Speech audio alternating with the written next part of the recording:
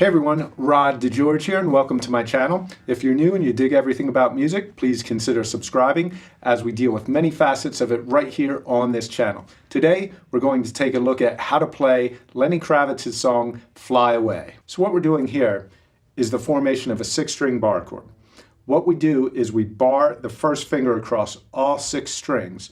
Then we put the 3rd finger, now here we're doing an A. So we're on the 5th fret of the 6th string, which is an A. We bar that 1st finger across the 5th fret. Then the 3rd finger plays the 7th fret on the 5th string, 4th finger, the 7th fret on the 4th string, and the middle finger is the 6th fret of the G string. That's what makes it a major chord. That's minor, that's major. So what he's doing, he's just taking that shape, that A chord, he moves it up to the B and C, and then down to the G. Okay, so the 5th fret is an A, 7th fret is a B, 8th fret is a C, 3rd fret is a G, then he goes to this 5-string bar chord.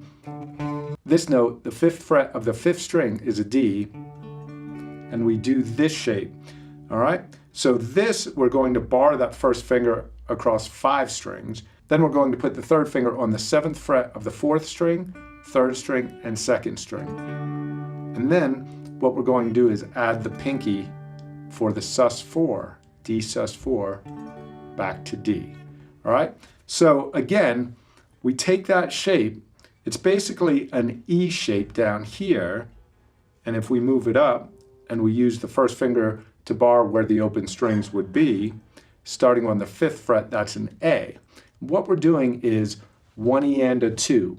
Now, you may be asking yourself, what's 1 E and a? What that is we're dividing the beat up into 4 equal parts. So what we have is 1 E and A.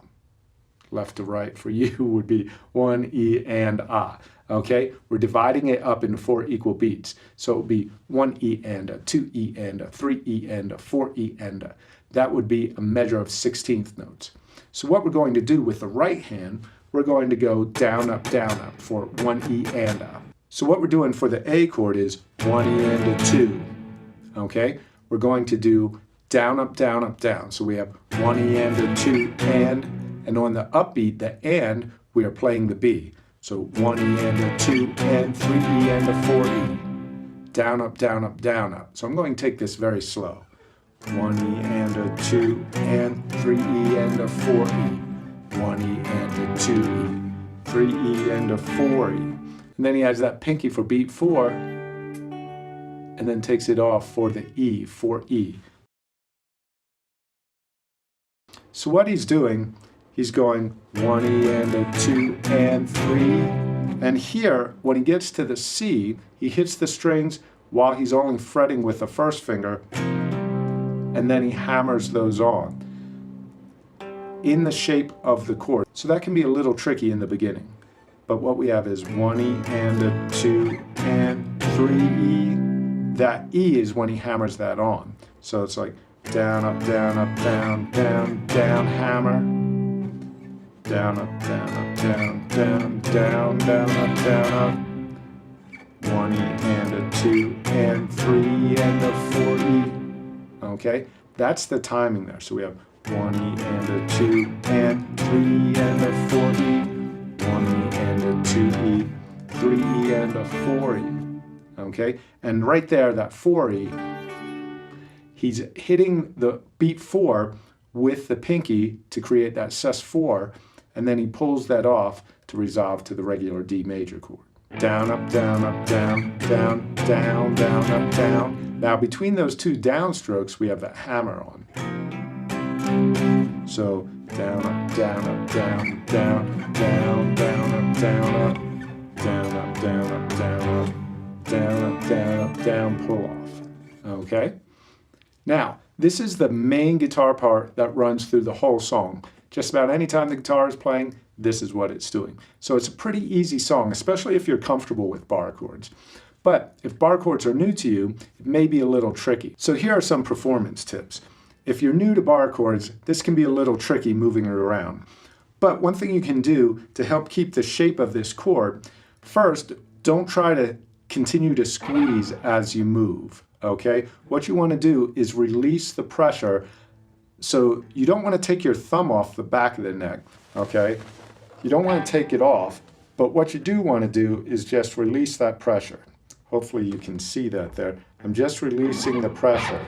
And what that allows me to do is slide on the strings anywhere on the neck, keeping that shape. If I have it pushed down, then my fingers tend to get twisted in that.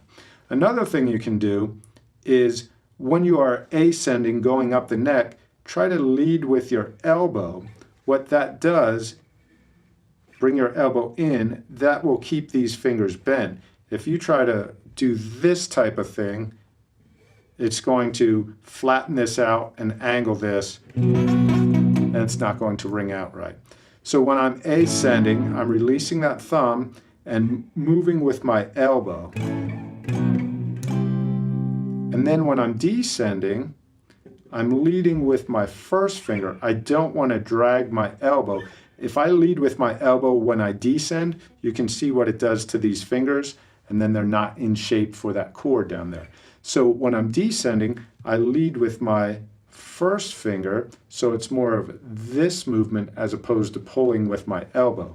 So I lead with my first finger, descending. When I'm ascending, I lead with my elbow. And each time I'm moving, unless I want to hear a slide, I am releasing the pressure of my thumb so I can move this without any drag. Okay? So once again,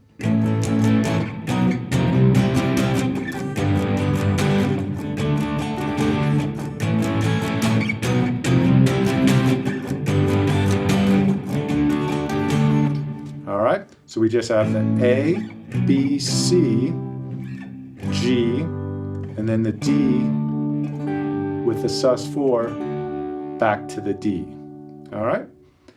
So hopefully you found this helpful. It's a great song for beginners, great song to get used to the bar chords, and it's a fun song to play. Hopefully you enjoyed this video. I also want to let you know that I do have a free lesson on how to switch chords quickly and easily down in the description box below. Just click the link and it's yours absolutely free. If you'd like to see more video, please hit the subscribe button. Be sure to hit the bell notification next to the subscribe button, and YouTube will keep you up to date. Please feel free to check out some more videos. I have some original material, some covers, and this is what YouTube thinks would fit you the best. Check it out if you'd like, and I'd hope to see you again soon.